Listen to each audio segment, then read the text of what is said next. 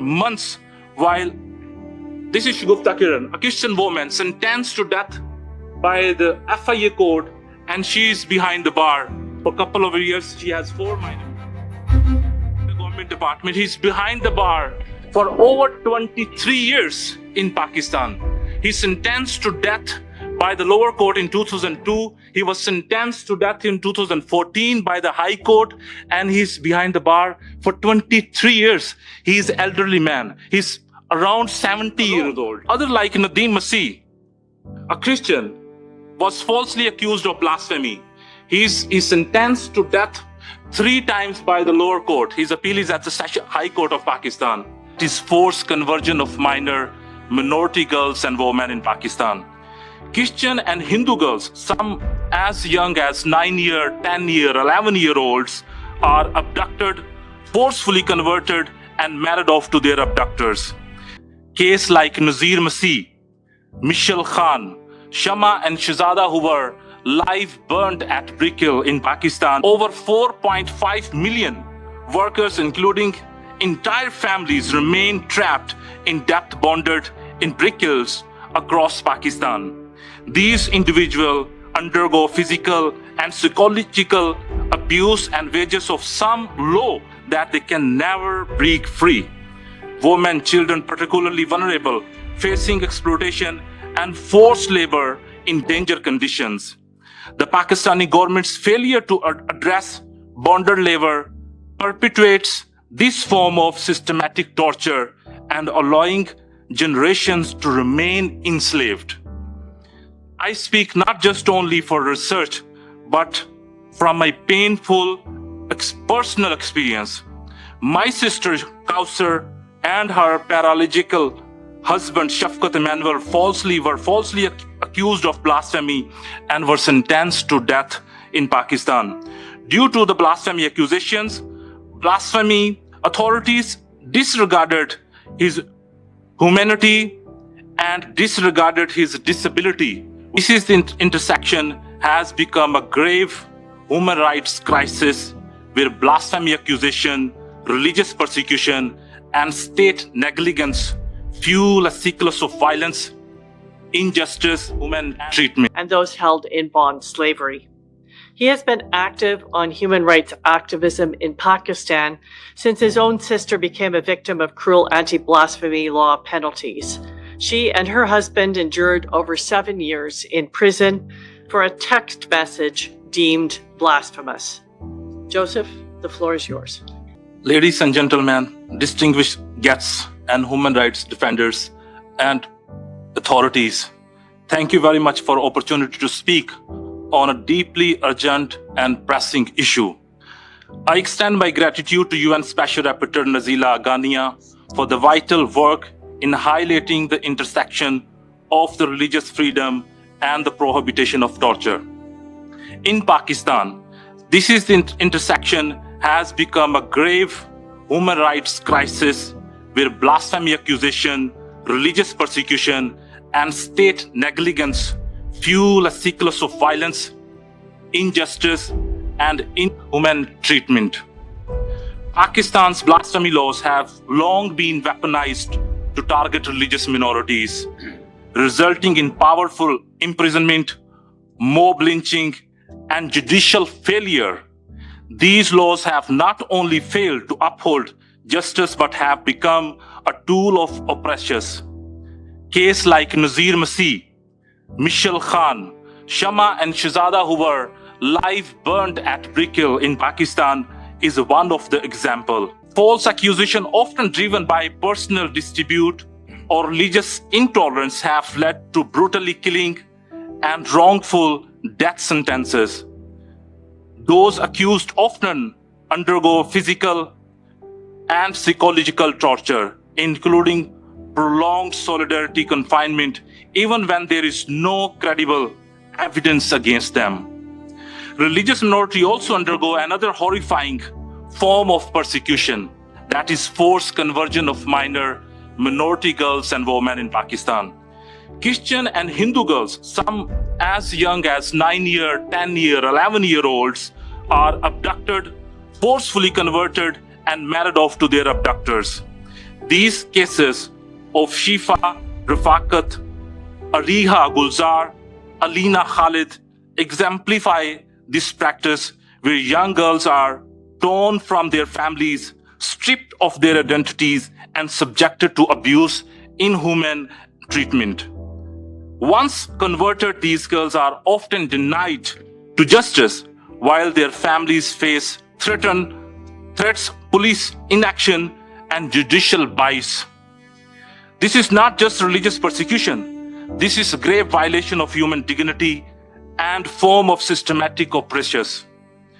Another grave human rights violation in Pakistan is bonded labor. Despite laws prohibiting practice, economic hardship and poor enforcement have allowed modern-day slavery continue in Pakistan. Over 4.5 million workers, including entire families, remain trapped in death bonded in brick kilns across Pakistan. These individuals undergo physical and psychological abuse and wages of some low that they can never break free. Women, children, particularly vulnerable, facing exploitation and forced labor in danger conditions.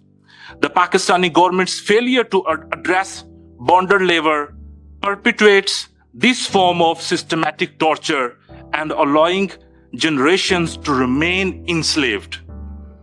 I speak not just only for research, but from my painful personal experience. My sister Kausar and her paralegal husband Shafqat Emmanuel were falsely accused of blasphemy and were sentenced to death in Pakistan. Due to the blasphemy accusations, blasphemy authorities disregarded his humanity and disregarded his disability, vulnerability. My brother-in-law was on a wheelchair when he was hanged upside and down to confess the crime he never committed. Then my own sister was threatened to sexual abuse to confess the crime they never committed. They both were sentenced to death and they spent 8 years in solitary confinement. They had 4 minor children.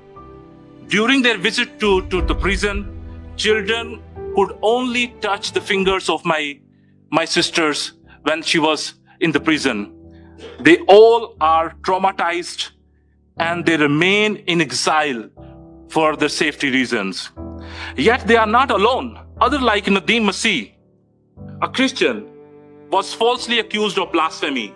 He's sentenced to death 3 times by the lower court. His appeal is at the High Court of Pakistan for simply being a friend of a Muslim woman, and false accusation made him to sentence to death. Since 8 years, he is in solitary confinement in Pakistan. Another, Zafar Bhatti, have been undergo prolonged imprisonment and a horrified condition.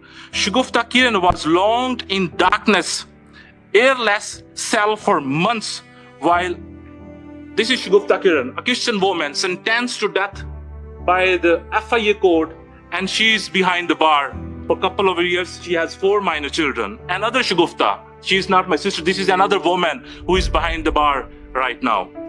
Another case of a man who was working with the government department. He's behind the bar for over 23 years in Pakistan. He's sentenced to death by the lower court in 2002. He was sentenced to death in 2014 by the High Court, and he's behind the bar for 23 years. He's an elderly man. He's around 70 years old. And Pakistan's own Institute of Mental Health has declared that this man is mentally unstable simply because of his expression on religious or freedom. These are the examples that I'm sharing today. These human rights abuse demand urgent global attention. Freedom of religion or belief and the prohibition of torture and fundamental principle of human dignity and justice. These courage, violence, and institutionalized discrimination faced by religious minorities in Pakistan must recognize and end form of torture, dignitary treatment requiring immediate interventions from the authorities. The international community cannot afford to remain silent. We must push reforms to Pakistani blasphemy laws to prevent these abuses, and force conversion and protect minority girls from abduction and abuse. Demand accountability for torture, extrajudicial killings, and mob violence. Address bonded labor and forced labor by ensuring the enforcement of anti-slavery laws. Eliminate religious discrimination in education and uphold the right of all citizens. Pakistan's continued failure to address these human rights violations is a stain on its legal and political institutions. We must demand accountability, legal reforms, concrete action to protect vulnerable communities. Human rights are not privilege. They are universal and they must be upheld without any exceptions. I thank you. Thank you very much, Joseph. We know that you have been working tirelessly on these issues. Dear friends, fellow defenders of religious freedom, you've gathered to discuss the urgent crisis of religious persecution of Christians. Our response cannot be limited to words, and to make clear to all that those that repress our faith, or indeed any faith, will face consequences. For millions of Christians worldwide, practicing their faith is not just a spiritual journey, it's a daily test of courage. We see this in many countries. I want to highlight a few of them, but they are not isolated cases, but part of a global pattern of targeting those who dare to profess their faith. So let's look at some examples. In Pakistan, where blasphemy laws are wielded as weapons against Christians and other minorities, blasphemy laws, which carry the death penalty, have been turned into a tool of terror and are often used to settle personal disputes, silence dissent, and instill fear. Nadim Masih, falsely accused through a WhatsApp message, has been on death row for 8 years. Anwar Kenneth, deemed mentally unfit, has spent 23 years in prison on blasphemy charges. Shagufta Kiran, a mother of 4, languishing in jail over a social media post. Mobs continue to attack Christian neighborhoods with impunity. In the Jaranwala riots, where 26 churches were burned, over 300 arrests were made, but nearly all the suspects were released on bail. In Eritrea, where believers are thrown into underground prisons simply for gathering to worship. Worship outside state-approved religions is treated as treason. Thousands of Christians, particularly Pentecostals and evangelicals, have been jailed without trial. Patriarch Abuna Antonios, head of the Eritrean Orthodox Church, was imprisoned for 15 years until his death. Nicaragua, where the Ortega regime has turned the Catholic Church into an enemy of the state. Since 2018, the government has imprisoned clergy, expelled nuns, and confiscated church-run schools and charities. The regime has stripped priests and bishops of their citizenship, turning them into stateless exiles.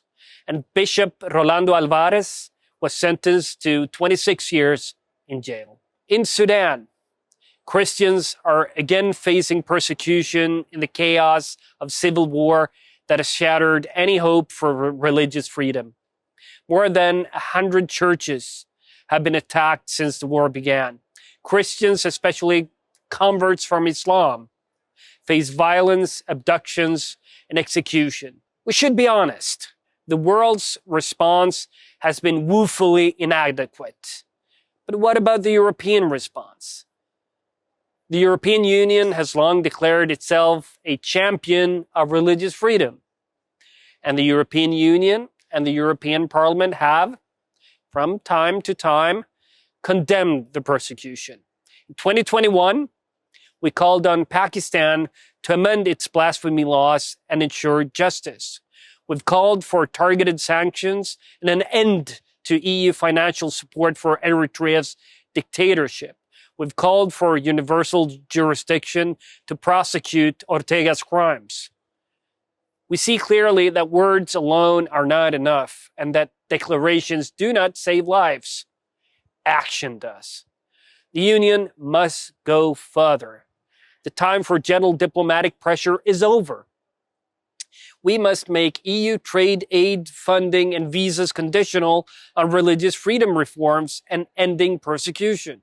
We must sanction regimes and hold the presidents, prime ministers, generals, and warlords that order such persecution accountable for crimes against Christians and other religious minorities under international law. Through reckless immigration policies, the problem of religious persecution is spreading. We've welcomed individuals who hold the very same extremist beliefs that drive the persecution of Christians in the Middle East, Africa, and Asia to make their home in Europe.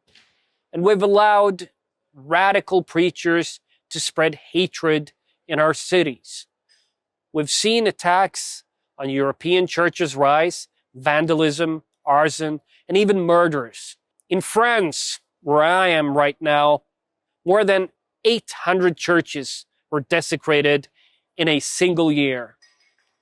How can we claim to defend religious freedom abroad while failing to protect Christians in our own countries? How can we criticize Pakistan's blasphemy laws when European citizens fear being attacked for wearing a cross, expressing their faith publicly, or just expressing their views on different religions? If Europe is serious about defending religious freedom, we must not only confront persecution abroad, but also take back control at home. We must end the appeasement of those who bring the ideology of Christian persecution into our cities. The persecution of Christians is not just a human rights issue. It's a moral crisis. And as representatives of free nations, we have a duty to act. History will judge us by whether we stood for those who suffer for their faith. Thank you, and God bless.